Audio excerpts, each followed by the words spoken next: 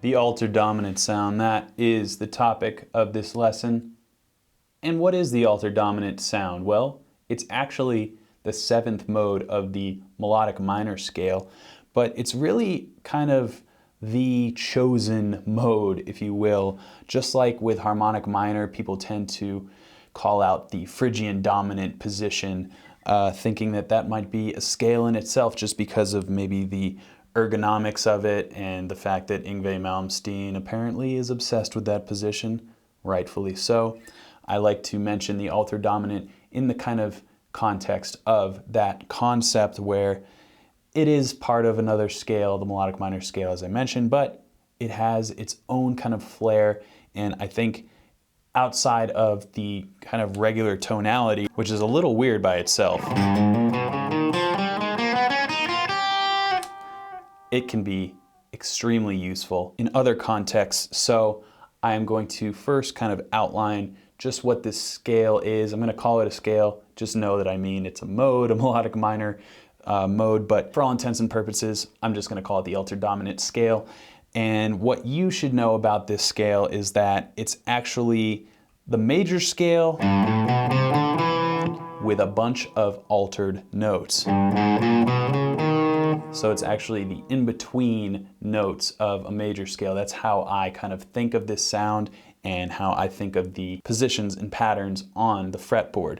So with that in mind, there is a lot of opportunity for chromatic licks and outside licks that really make your playing more interesting if that's what you're going for. Now, in Guitar Super System Level 2, I dive deep into the melodic minor scale in all 7 modes. So we cover the altered dominant sound by default, but it is a little bit more of an advanced concept to blend tonalities together when you're improvising. After all, my main goal is to help you find your voice on guitar and present as many concepts and sounds and ideas as I can in hopes that one of them or many of them stick in your playing. So the first thing I'll show you is just the altered dominant scale in itself. I'm going to kind of have a string pad in the background that is just playing a G dominant 7 altered chord.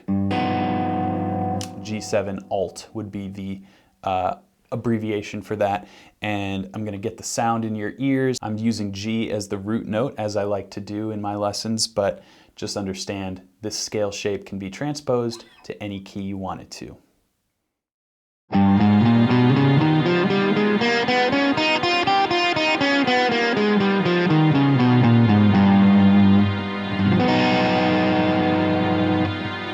So now that you have that sound in your head, kind of weird, huh? How can we actually use this? Unless you're like some avant-garde jazz cat, you may kind of be put off by this sound. So I'm not a jazz cat by any means. However, I do like jazz, but I really like blues and rock, and I like kind of more traditional sounds when it comes to guitar solos.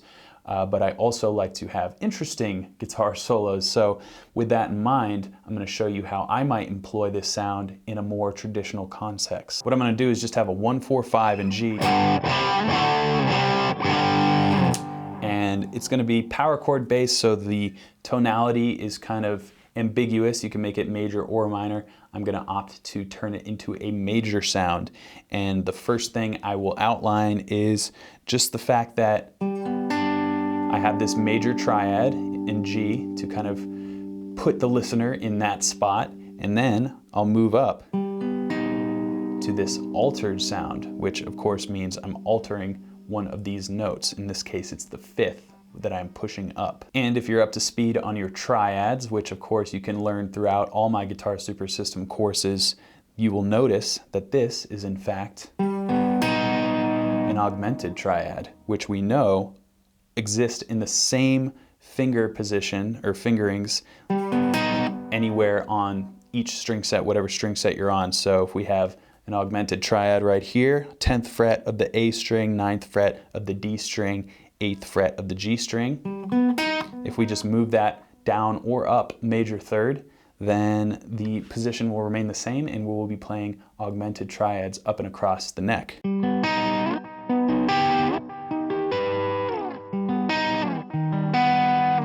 So that is a really neat thing about the altered sound that I like.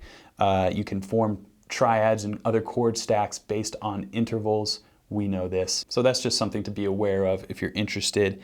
And again, I will employ some of that in my own improvising. First, I'm going to show you what I would sound like if I only played the minor pentatonic sound. So this is kind of alluding to how I like to blend the altered dominant sound in with my normal guitar playing. I'm kind of a pentatonic based player, as a lot of us are. So I'm going to show you again, straight up pentatonics, no altered sound, and we'll identify that tonality first, and then I'll show you how you can weave in some magic from the altered dominant sound.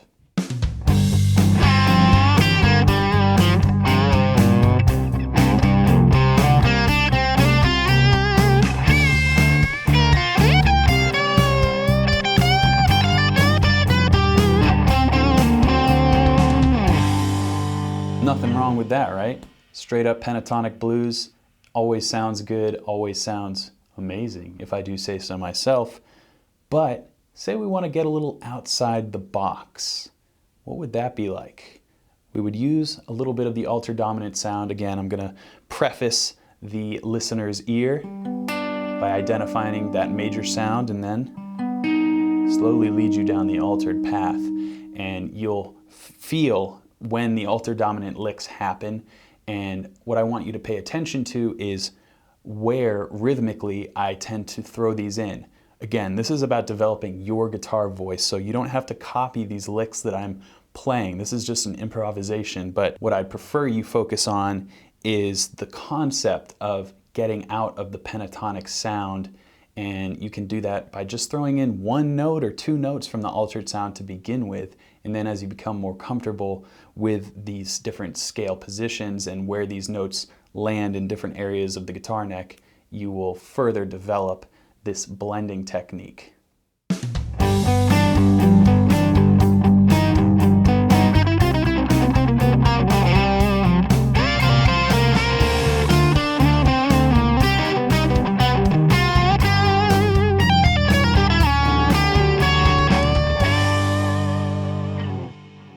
So as you heard there is a lot of potential for really off-the-wall licks, but as long as you have some sort of resolution that kind of brings the statement that you just made musically full circle, then it tends to work out.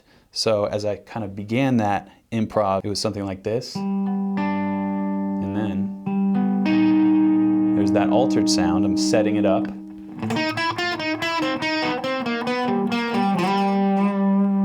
So there's that resolution on that G.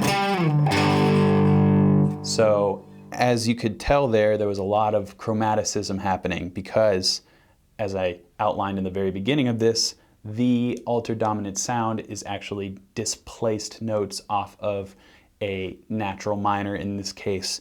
So I would have as my pentatonic sound, but then we also have these notes from that altered dominant sound. So what I did was just go straight down in kind of a, well, it wasn't that rhythm, it was something like. So all that's a little wonky, but then I resolve. And you'll see in another little improv that I'll do here in a second that that is really the key to blending any tonalities together, not just altered and pentatonic, but really anything you want. If you are in a minor tonality and you're using the harmonic minor scale that maybe doesn't necessarily fit, but you resolve on a chord tone or an interval that does fit, that can usually be what makes the listener go, "What was that?" And I like making people have that reaction. I don't know about you, but hopefully it should be something that's on your mind. Playing interesting melodies and licks is really, really fun, and it doesn't have to be as daunting as you might think it is. So blending these tonalities together rhythmically is going to be the primary focus. So just start with a couple notes here and there from the altered dominant sound. Maybe take like the flat 2. So in the key of G, that would be an A flat. And just target that note and throw it in with your pentatonics, and then add another note, maybe a B. So in this G minor sound,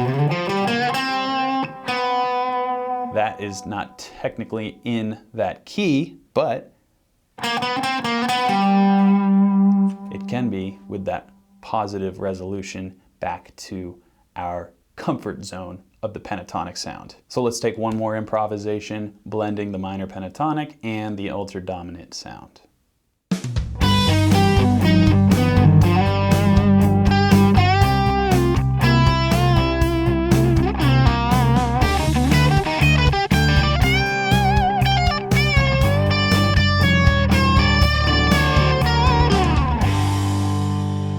Well, there you have it, the altered dominant scale, mode, whatever you want to say. It is extremely useful, and like I said, it can be very much thought of as its own signature sound. You know, the melodic minor scale is something that is sort of pigeonholed as a jazz sound, but this is the 7th mode of the melodic minor scale, and as you could tell there, I was not playing jazz. So I think what's important for you is to take this type of sound and infuse it in your guitar playing, again, starting slowly and then maybe going off the wall, all altered dominant, and then finding that kind of balance that works for you. I hope this was a helpful lesson for you guys. If you like this kind of music theory and learning how to improvise and finding your guitar voice, then I highly encourage you to check out Guitar Super System, my course linked down in the description. And I will see you next time. But until then, keep shredding.